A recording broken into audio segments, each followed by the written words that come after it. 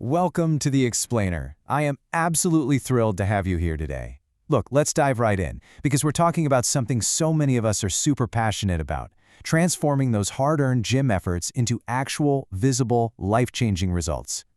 If you've been putting in the work and just aren't seeing the payoff, well, you're in exactly the right place. Today, we're going to look closely at 10 common mistakes that are probably sabotaging your progress, and more importantly, exactly how to fix them. So, you're working hard but still not seeing results, right? Honestly, does this feel familiar?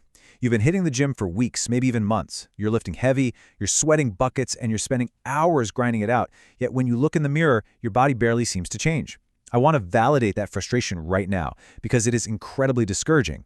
But here is the hard truth. Working hard just isn't enough. If you're funneling all that incredible effort into the wrong practices, you could actually be slowing down your own progress without even realizing it. Misguided effort is literally the enemy of results. To fix this, we're going to organize these 10 gym mistakes into a logical, 4-part masterclass for you: execution, programming, recovery, and mindset. Let's dive right into our first pillar, execution, where it's all about form over ego. And this brings us right to mistake number 1, skipping your warm-up. You see it all the time, right? People walk through the gym doors and instantly start throwing heavy plates onto a bar. That is absolutely one of the fastest ways to skyrocket your risk of injury. Instead, you need a proper warm-up. We're only talking about 5 to 10 minutes of light cardio, followed by some dynamic stretches and warm-up sets. This simple routine increases blood flow, wakes up your muscles, and improves your mobility. Think of it like this. Spending just 5 minutes prepping your body today can literally save you months of agonizing injury recovery tomorrow. That leads us perfectly into mistake number 2. Ego lifting. Look, ego lifting is everywhere. It's people choosing weights that are way too heavy just to impress whoever is standing around them. But here is a brilliant biological truth. Your muscles don't have eyes. They don't know if you've loaded up 100 pounds or 300 pounds. All your muscles actually understand is the tension they're under. When you lift too heavy, your form breaks down, and that tension shifts right off the target muscle and directly onto your joints and connective tissues. Ouch. Let's break this reality check down even further. When you combine heavy weight with poor form, the result is hugely reduced muscle activation and a massive spike in your injury risk. But when you pair a lighter weight with perfect form, that equals maximum tension on the exact muscle you're trying to grow, all within a safe range of movement. So the key takeaway here is that perfect form will always beat heavy weight when it comes to real muscle activation. Drop the weight if you have to, and focus on slow, controlled movements. All right, moving right along to our second pillar, programming. Simply put, stick to the plan. Mistake number 3 is not following a workout plan. Walking into the gym without a plan is exactly like driving a car without a destination. You're going to waste time, burn gas, and make incredibly slow progress.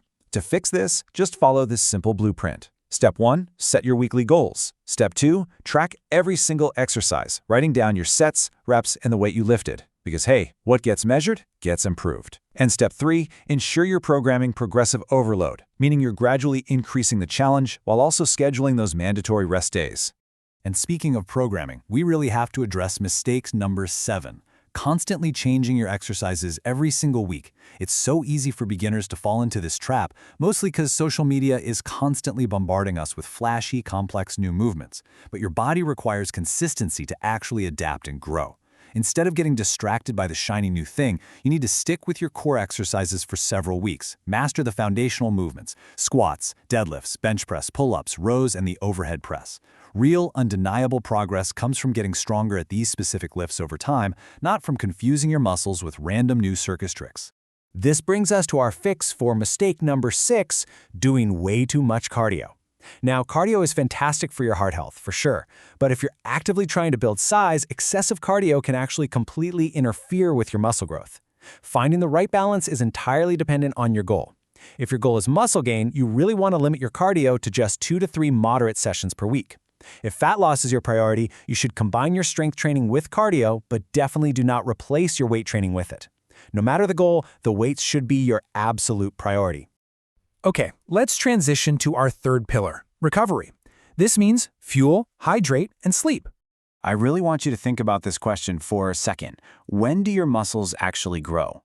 Most people visualize their muscles expanding and building while they're mid-workout, sweating and pumping iron. But actually, scratch that, it's a total illusion. When you lift weights, you're literally tearing muscle fibers down. Your muscles do not grow during your workout. They only grow while you're resting and recovering. Which slams us right into mistake number 4, ignoring nutrition. You simply cannot outtrain a poor diet. Exercise is just the stimulus. Nutrition provides the actual building blocks. If you want to gain muscle, you need to eat enough calories and hit a very specific target. You must consume 1.6 to 2.2 grams of protein per kilogram of your body weight. Even if you're aiming for fat loss and maintaining a calorie deficit, you still got to keep your protein intake high in this exact range just to preserve the muscle you already have. To get that protein and actually fuel your recovery, you should be prioritizing whole foods. We're talking chicken, eggs, fish, rice, potatoes, fruits, vegetables, and Greek yogurt. Whether you're trying to cut fat or eating in a surplus to grow, getting your nutrition dialed in with whole, nutrient-dense foods like these is at least half the battle. Seriously, if you neglect this part, your gym time is pretty much wasted. And this biological need for recovery builds directly into mistake number 5, not getting enough sleep. We just established that muscles grow while you rest. Well, if you're only sleeping 4 or 5 hours a night, you're actively robbing your body of its primary growth window. You absolutely must aim for 7 to 9 hours of quality sleep every single night. When you shortchange your sleep, your hormone production drops, your strength plummets, your recovery stalls out, and your motivation to even go to the gym completely disappears. Better sleep literally equals better gains. Rounding out our recovery pillar is mistake number 9, not drinking enough water. Look, hydration matters so much more than most people realize. Even mild dehydration will silently kill your strength, sap your endurance, and totally ruin your overall workout performance. Continuous water intake is mandatory because it regulates your body temperature, delivers all those nutrients we just talked about straight to your muscles, lubricates your joints so you can lift safely, and massively improves your recovery. Drink plenty of water before, during, and especially after your workouts. Finally, let's explore our 4th and arguably most important pillar, mindset, where patience totally beats motivation. Mistake number 8 is a trap we all fall into at some point: comparing yourself to others. The gym is this incredibly diverse ecosystem. It's filled with people at totally different stages of their fitness journeys. Some people have been training perfectly for a decade. Some folks just have absolute top-tier, incredible genetics. And frankly, some people might be using performance-enhancing drugs. Comparing your Chapter 1 to someone else's Chapter 20 is just incredibly toxic. You need to internalize this rule right now. The only person you should ever compare yourself to is the version of yourself from yesterday. Focus entirely on becoming stronger, healthier, and more confident in your own unique journey. And that sets up perfectly for mistake number 10, which is honestly the biggest mistake of the whole bunch: expecting results too fast.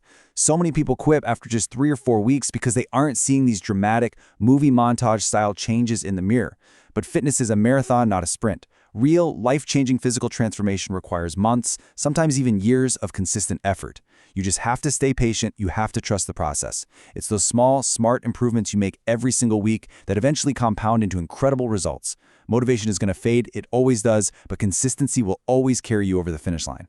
So, as we wrap up this explainer, I want to leave you with one final provocative thought. Who are you going to be better than tomorrow?